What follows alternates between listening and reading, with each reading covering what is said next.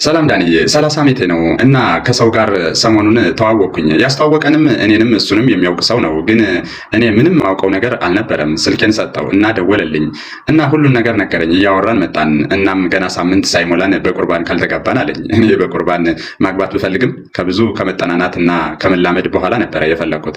በ15 ቀናችንም ለእኔም ለሱም መሀል የሆነ ቦታ ተቀጣጥረን እና ምሳ በልተን ተለያየን። እናም በቃ አሁኑኑ ሽማግሌ ልኬ ሰርጉ በጠር ይሁን አለ። እኔ ደግሞ በጣም ጨነቀኝ። ምኑንም ያለመድኩት ሰው እንዴት ብዬ ላግባው? ምንም እንኳን ልጁ የኔንም ጥሩነት ለሱ የሱንም ጥሩነት ለኔ ቢነግረንም እንኳን አይከብድም። እስቲ አማክሩኝ፣ እናንተ ብትሆኑ ምን ታደርጋላችሁ? ትላለች ዛሬ ባለ ታሪካችን። ሰላም ዳንዬ፣ እኔ የምኖረው ሳውዲ አረቢያ ነው። የምሰራው ኮንትራት ማዳም ቤት ለ2 ዓመት። የምፈልገው ወንድ እድሜው ከ40 እስከ 50 ቢሆን ችግር የለውም እና ልጅም ቢኖረው ችግር የለውም። እኔ ልጅ የለኝም። እድሜ 40 ነው። ትዳር ሞክሬም አላውቅም። ቤት ቢኖረው ጥሩ ነው። ከሌለው ችግር የለውም። ስራም ይኖረው። እኔም ብዙም ባይሆንም አለኝ። እምነት ክርስቲያን ቢሆን ችግር የለውም። እኔ ፕሮቴስታንት ነኝ። ኦርቶዶክስ ቢሆንም ችግር የለብኝም። ዳኒ ይህንን መስፈርት የሚያሟላ ካለ እኔ ያለው ትላለች የዛሬ እንግዳችን።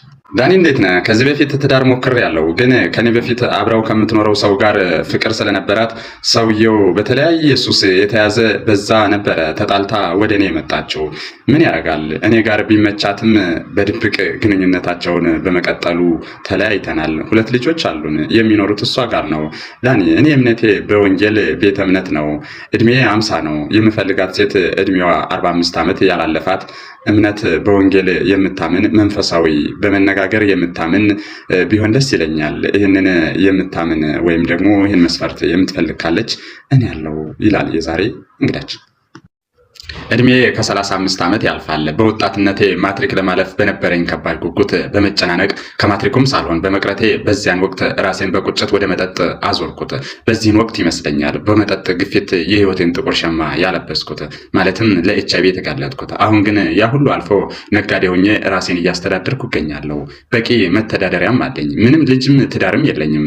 እኔን ማግባት የምትፈልግ ኤችአይቪ ፖዘቲቭ የሆነች እድሜዋ ከ20 እስከ 30 ባለው ውስጥ የሆነች ከአሁን ቀደም ምንም አይነት የወንድ ግንኙነት የሌላት ወይም ያልወለደች የትም ሀገር ብትሆን ሂጄ ላገባት ዝግጁ ነኝ ይላል የዛሬ እንግዳችን። ዳኒ እኔ የምፈልገው ራሱን የሚጠብቅ መልከ መልካም በጌታ የሆነ ጥሩ ገቢ ያለው በ40ዎቹ እድሜ ላይ ያለ እንደኔ ልጅ ቢኖረውም ደስ ይለኛል።